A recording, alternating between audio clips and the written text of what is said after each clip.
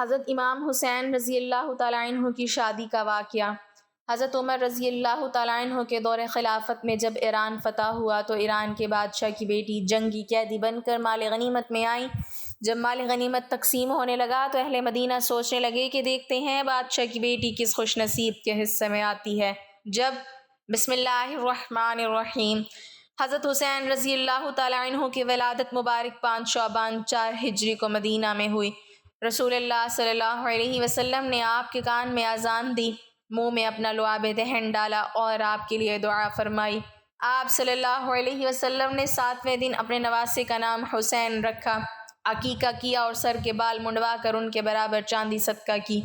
حضرت عائشہ رضی اللہ تعالی عنہا سے روایت ہے کہ رسول اللہ صلی اللہ علیہ وسلم نے فرمایا، جبرائیل علیہ السلام نے خبر دی کہ میرا بیٹا حسین رضی اللہ تعالی عنہ میرے بعد ارض طف میں شہید کیا جائے گا۔ جبرائیل علیہ السلام نے مجھے اس مقام کی مٹی لا کر دی ہے اور بتایا ہے کہ یہ زمین حسین کی شہادت گاہ بنے گی۔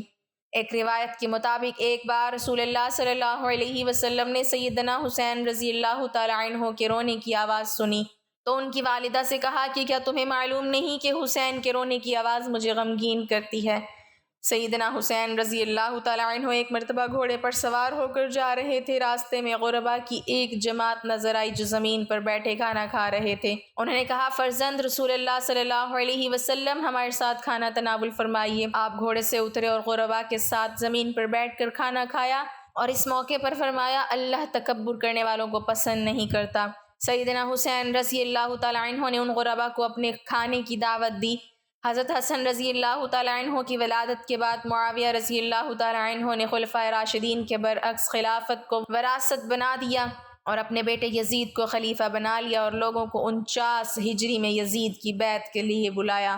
مسلمانوں نے اس فیصلے کو ناپسند کیا اور سخت اختلاف کا اظہار کیا۔ لوگوں کو یزید کے مشاغل کا علم تھا۔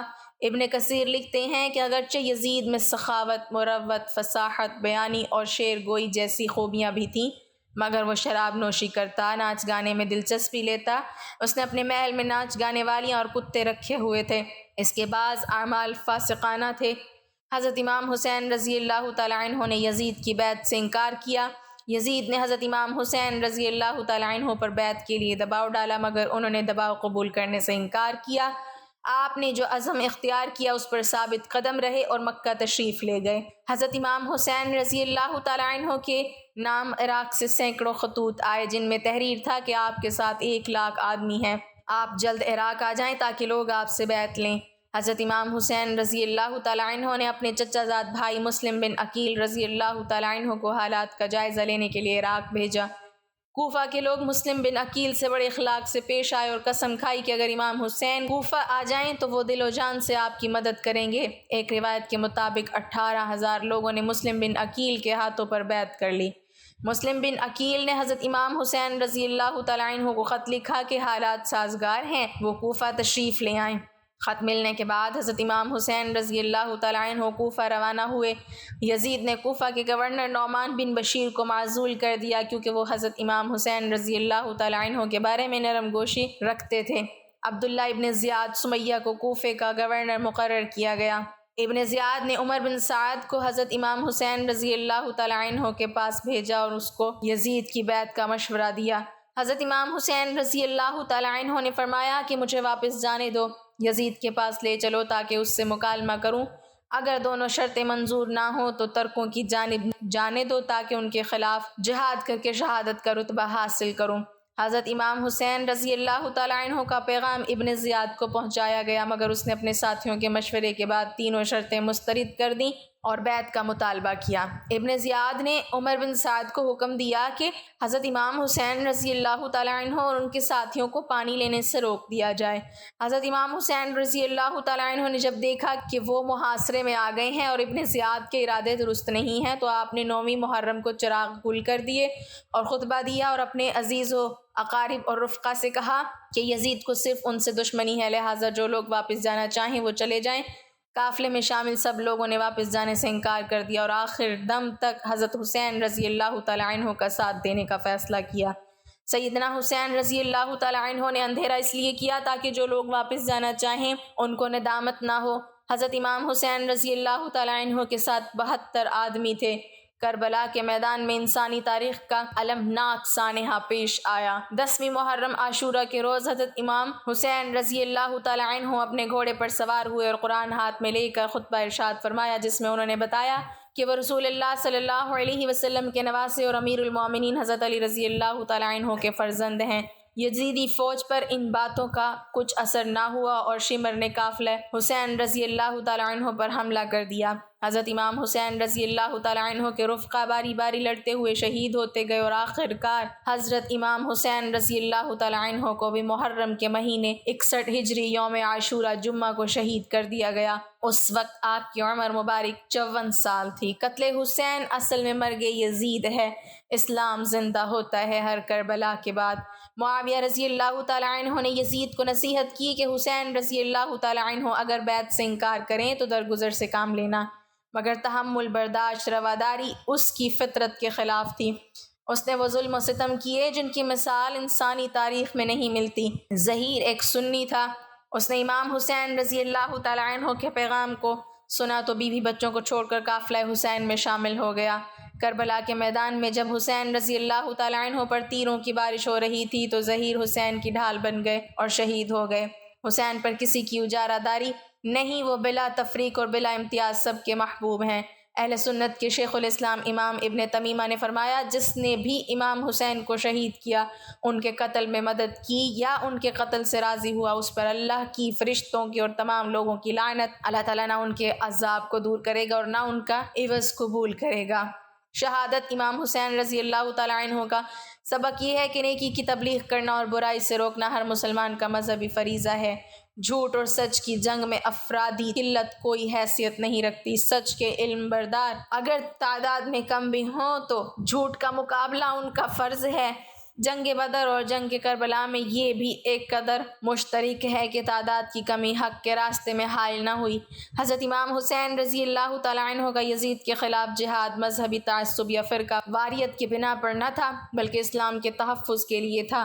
مسلمان کردار کے بحران سے گزر رہے تھے۔ اللہ کے پیارے نبی صلی اللہ علیہ وسلم، خلفائے راشدین اور امام حسین رضی اللہ تعالیٰ عنہ نے عملی کردار کے جو روشن نمونے پیش کیے، ہم ان پر عمل کرنے کے لیے تیار نہیں ہیں، مگر اپنے پسندیدہ خلفاء صحابہ رضی اللہ عنہم اور اماموں کے نام پر ایک دوسرے کو قتل کرنے کے لیے تیار ہو جاتے ہیں۔ اللہ تعالیٰ ہم سب کی ہدایت فرمائے اور صراط مستقیم پر چلنے کی توفیق عطا فرمائے۔ جب کبھی ضمیر کے سودے کی بات ہو، ڈٹ جاؤ تم حسین کے انکار کی طرح۔ شہربانو ایران کے بادشاہ یزید گرد کی بیٹی تھی۔ آپ کا نام بی بی شہربانو مشہور ہے۔ آپ کی ولادت ایران کے شاہی دربار میں ہوئی۔ آپ عفت، حیا اور پاکیزگی سے مالا مال تھیں۔ یہ عظیم خاتون اپنی پاکیزہ فطرت پر پورے استحکام کے ساتھ باقی رہیں اور دربار کے برے اخلاقی اقدار اور بیہودہ نظریات و روایات کا آپ کے بیدار ضمیر پر کسی قسم کا اثر نہیں پڑا۔ خلیفہ دوم حضرت عمر رضی اللہ تعالیٰ عنہ کے دور میں عربوں کے ساتھ کسی جنگ میں یہ قید ہو گئی تھیں۔ مال غنیمت اور قیدیوں کے ساتھ انہیں ایران سے مدینہ لایا گیا۔ حضرت علی رضی اللہ تعالیٰ عنہ نے فرمایا، شہزادیوں کو اگرچہ کافر ہی کیوں نہ ہو بیچنا نہیں چاہیے، انہیں ان کی حالت پر چھوڑ دو تاکہ مسلمانوں میں سے کسی کو اپنی ہمسری کے لیے پسند کر لیں۔ حضرت عمر رضی اللہ تعالیٰ عنہ نے بھی اپنے بیٹے پر امام حسین رضی اللہ تعالیٰ عنہ کو ترجیح دی اور ان کو اپنا شہزادہ قرار دیا۔ حضرت عمر رضی اللہ تعالیٰ عنہ نے حضرت علی کرم اللہ وجہ الکریم کے اس مشورے سے ان کے احترام کو قائم رکھا اور بی بی شہربانو نے حضرت علی کرم اللہ وجہ الکریم کے چھوٹے بیٹے حضرت امام حسین رضی اللہ تعالیٰ عنہ، جن کی عمر اس وقت 30 سال تھی اور انہوں نے ابھی تک شادی نہیں کی تھی، ان کو پسند کیا تو انہوں نے ان سے نکاح کر لیا۔ حضرت علی رضی اللہ تعالیٰ عنہ نے اپنے بیٹے سے فرمایا کہ ان کا احترام و خیال رکھنا۔ اہل مدینہ کنیزوں سے شادی نکاح نہیں کرتے تھے۔ حضرت امام حسین رضی اللہ تعالیٰ عنہ کے اس انسانی اقدام سے بتدریج یہ رسم ختم ہو گئی اور مسلمانوں میں کنیزوں سے عقد کرنے کا رواج پیدا ہو گیا۔ بعض روایات کے مطابق بزرگ صحابی حضرت سلمان فارسی رضی اللہ تعالیٰ عنہ نے اس شادی کے کروانے میں اہم کردار ادا کیا۔ اس شادی سے عرب اور عجم یعنی ایران کے درمیان وہ خلیج کم ہوئی جو ان دونوں کے مابین جنگوں کی وجہ سے پیدا ہو گئی تھی۔ آپ نے شادی کے بعد اس بات کو ثابت کر دکھایا کہ بچپن سے ہی طہارت و پاکیزگی ان کا شیوا تھا اور امام سجاد رضی اللہ تعالیٰ عنہ کی ماں بننے کا تمام شرف اور صلاحیت آپ کو حاصل ہے۔ اس مبارک شادی کا ثمرہ امام سجاد زین العابدین ہیں۔ شہربانو کا اپنے بیٹے زین العابدین کی ولادت کے چند ماہ بعد ہی انتقال ہو گیا تھا۔ بچے کی پرورش دیگر عورتوں نے کی تھی۔ بعض روایات میں ہے کہ بی بی شہربانو واقعہ کربلا جو 61 ہجری کو پیش آیا اس میں موجود تھیں اور اپنے شوہر کی مظلومانہ شہادت کے کچھ عرصے بعد واپس ایران چلی گئی تھیں۔ ایران کے شہرے کے مضافات میں ایک پہاڑی کے اوپر ان سے منسوب خوبصورت بہت قدیمی مزار بھی ہے جہاں ہزاروں کی تعداد میں لوگ زیارت کو جاتے ہیں۔ تاریخ اسلام میں یہ بھی ہے کہ بی بی شہربانو کے ہمراہ ان کی بہن بی بی کیہان بھی تھی جو محمد بن ابی بکر کے حوالہ نکاح میں آئیں۔ اس سے قاسم پیدا ہوئے۔ اس بنا پر امام سجاد زین العابدین اور قاسم بن محمد بن ابی بکر آپس میں خالہ زاد بھائی ہیں۔ امام زین العابدین رضی اللہ تعالیٰ عنہ فرماتے ہیں میں 2 بڑی ہستیوں کا بیٹا ہوں کیونکہ رسول اللہ صلی اللہ علیہ وسلم آپ کے جد اور شہربانو والدہ تھی تو شہنشاہ ایران آپ کے نانا ہوئے۔ ابو الاسود کہتے ہیں جو بچہ کسرا و ہاشم کی نسل سے پیدا ہوا ہے وہ سب سے زیادہ عظیم اور شرف ہے۔ اللہ تعالیٰ ہمیں دین کی مکمل سمجھ نصیب فرمائے اور ہمیں نیکوکاروں میں شامل کرے، آمین۔ ناظرین کمنٹ باکس میں اللہ تعالیٰ کے 99 ناموں میں سے ایک نام ضرور ٹائپ کریں۔